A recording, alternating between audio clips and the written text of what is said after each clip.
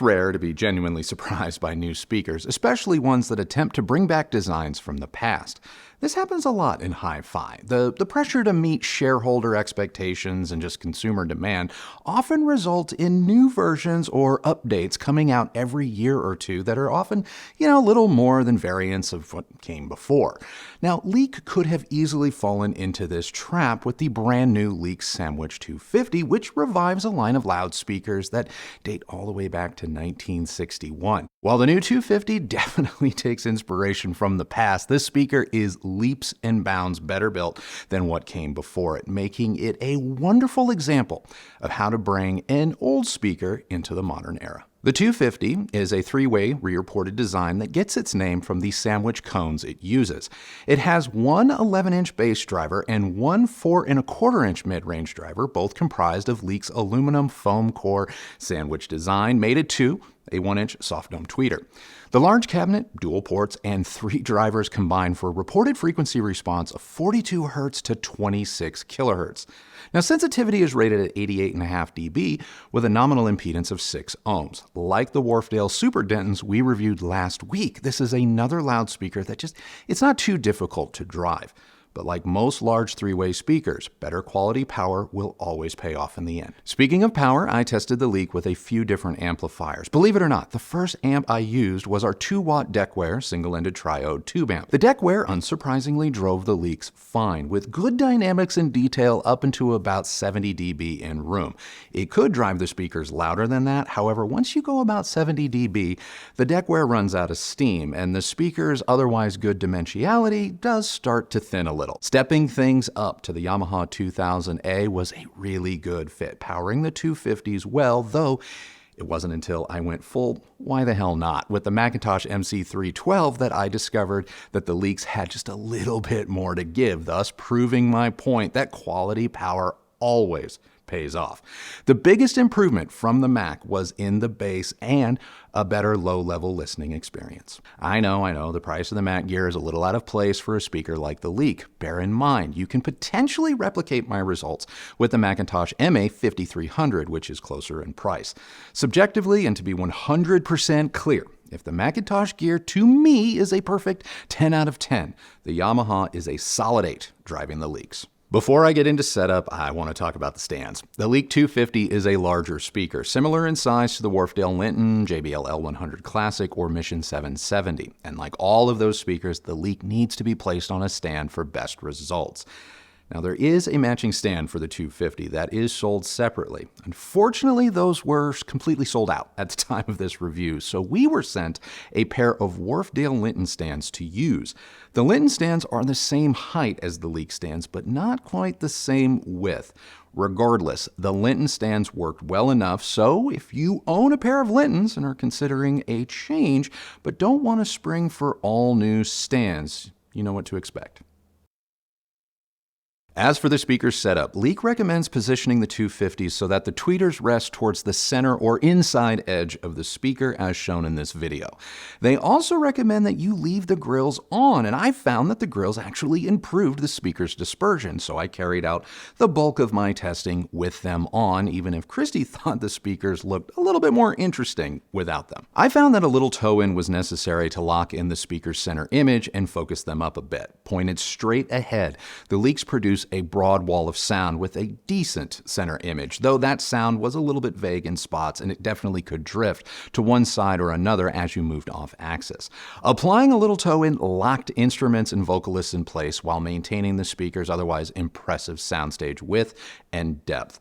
When everything was said and done, the speakers sat, I'm going to call about 10 feet apart and slightly over 2 feet off our back wall, which put them roughly 12 feet from our primary listening position. Taking a quick stop to talk about measurements, the Leek has one of the most impressive and linear in-room responses I have ever seen on this channel. For reference, I measured the Leeks from our listening position at a volume of 75 dB. Near-field measurements confirm that the 2 dips in the low bass are caused by my room and not the speaker. The Leeks measurements are KEF R11 meta and even per listen level good, which is shocking, given that vintage-inspired speakers are usually voiced to trade on nostalgia and not precision.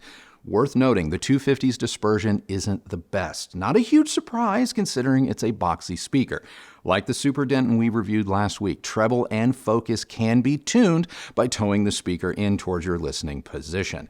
The highs do begin to roll off more noticeably as you move off axis, but aside from that, the Leek 250, on paper at least, is technically terrific. But the Leek's impressiveness, it doesn't stop at measurements. This is just a fantastic sounding speaker. Its unique driver layout doesn't impact its stellar coherence and neutral leaning tone. If anything, its large boxy shape and somewhat recessed front baffle are likely its only drawback, resulting in imaging that stops just shy of laser focus. Again, a little toe-in goes a long way in correcting this minor complaint and elevating the Leek's overall performance to reference level. Moving on to the bass, even though the Leek is technically not a full-range speaker, the bass was more than satisfying for me.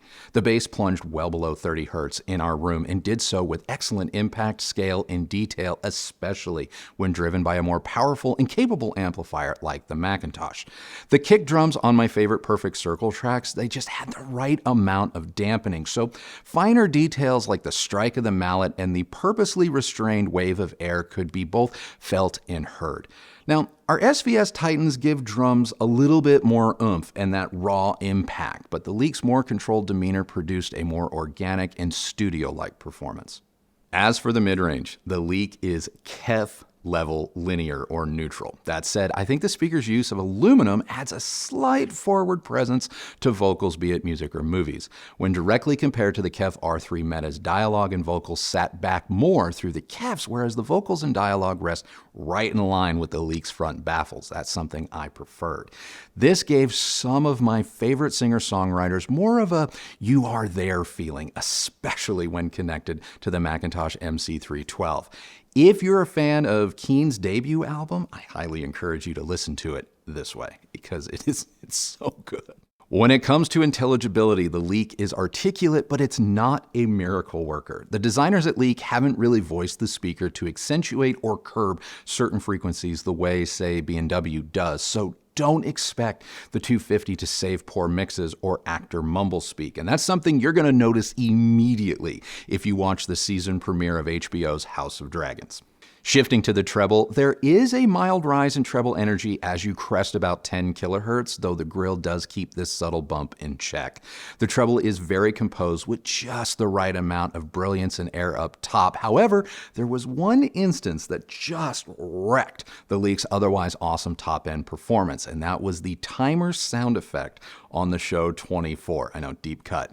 Man alive, that sound is just punishing. Apart from that one occurrence, the 250's treble performance, like the rest of its response, is absolutely top-notch. Just remember, for best results, toe in, toe in, toe in. I've covered SOUNDSTAGE enough already, so you should know that toe-in is key to get the most detail and focus from the Leek. The 250's dynamics, though, they are pretty stellar and captivating at virtually all volumes when driven by an amp of the Yamaha 2000A's capability or better. If you have the space, the power, and the will to turn the 250's up, you are in for a treat.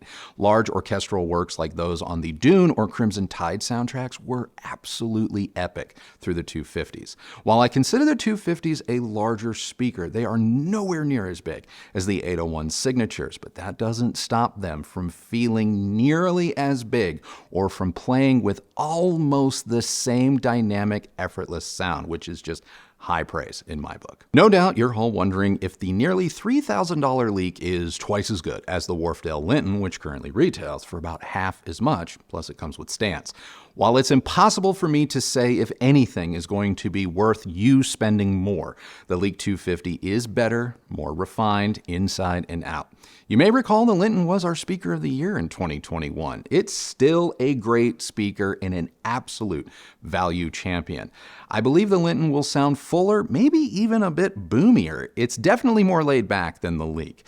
The Linton isn't as extended up top, though both speakers have the same placement and dispersion concerns, at least in my experience. I still recommend the Linton, but if you are thinking about a change, you will be buying a better speaker in the Leek 250. Just make sure you bring the proper amplification no matter which speaker you choose in the end. The Mission 770 is another speaker that trades on nostalgia. While the Mission is a two-way speaker and not a three-way like the Leak, the 770 uses similar sandwich cone construction and driver tech, which may explain why it measures very similarly to the Leak. I no longer have the 770s on hand in order to do a true head-to-head, but comparing both the in-room and near-field measurements, these two speakers are very similar, at least based on my data. Both are great speakers. The 770s cost $2,000 more than the Leak, so given how similar, I believe their performance will likely be. Going with the Leak lets you put some of that savings towards a better amp, which both speakers need in order to sound their best. It's been more than a minute since we lived with the JBL L100 Classic, a speaker who helped to relaunch this channel alongside the KLIPSCH HERESY. Now, the L100 is a sonically great speaker, but I would hands down choose the Leak 250 for its better build quality. The L100 style, it's one that you're either gonna, love or hate. Those unique grills, they can be just the right look for a mid-century home, but at over $5,000, the L100 is one of the worst built speakers I have ever reviewed on this channel. The included stand started to rust and oxidize within a year, and that ultra-thin wood veneer JBL uses, peeling by year 2. I love a good JBL speaker, but the Classic, it just did not give me much confidence that it would hold up long term. And I still have a soft spot in my heart for the KLIPSCH HERESY 4, but even I have to admit that the Leak 250 is, without a doubt, the better, more versatile, and more neutral loudspeaker. The HERESY, stylistically, it has a similar vintage vibe and a sound that is even more dynamic. It's easier to drive and less visually dominating, plus it comes with stands, making the KLIPSCH the more affordable option when you're all said and done. But you knew this was coming. The Leak is the better overall speaker. Now, our new reference speaker, the SVS TITAN, really shouldn't be compared to the Leak, as I feel they're going to appeal to a slightly different audience. Nevertheless, I know you guys are going to ask, so here goes. The TITAN is more versatile, though not as neutral as the Leak. The TITAN's bass plays lower, and due to the speaker's unique shape and driver arrangement, can, emphasis on can, overcome some room and placement issues with respect to bass that more traditional speakers, like the Leak, simply can't. As a result, when it comes to the bass, the TITAN outperforms the Leak in our room, resulting in a more full-range sound with an equally good detail and slightly better focus. Like the Leak, the TITAN has excellent coherence, but with a little bit more energy up top, though you can tame the TITAN's potential brightness through placement without the fear of sacrificing center imaging like with the Leak. I would still opt for the TITANs on the strength of the bass and SOUNDSTAGE alone, but if you hate the look of the TITANs, take a good long look at Leak before making any final purchasing decisions. So to wrap it up, going into this review, I had no idea what to expect. I had no personal experience with Leak speakers, and keeping it at 100, I sort of saw the 250 as just another nostalgic cash grab. Boy, was I wrong. I'm not saying the Leak 250 isn't pulling at the heartstrings of those who want to relive a bygone era, but make no mistake. This is a modern speaker with reference-level chops, all for a not-so-high-end price. Props to the designers behind this speaker because it is one I would highly recommend you check out. So that's it. That is now my take on Leak's brand new Sandwich 250, or is it 250 Sandwich? It doesn't matter. It's a new speaker and a damn good one. Time for you to tell me what you think. Remember, some of your questions might make it into our follow-up Unplugged episode on Friday. In the meantime, if you like this video, please do give it a thumbs up, like, and subscribe. Go ahead, ring that bell so that you're notified when new videos come out. If you use any of the links that Christy's left for you down below, know that that's a great way that you've continued to show your support for this channel and the work that we do here, and both of us thank you so much for doing that. Follow me on Instagram at recoveringaudiophile, and that is it for us today. So remember, the only person who has to like the sound of your system is you. So happy listening, everybody. Thank you so much for watching. We'll see you Friday. Have a good one.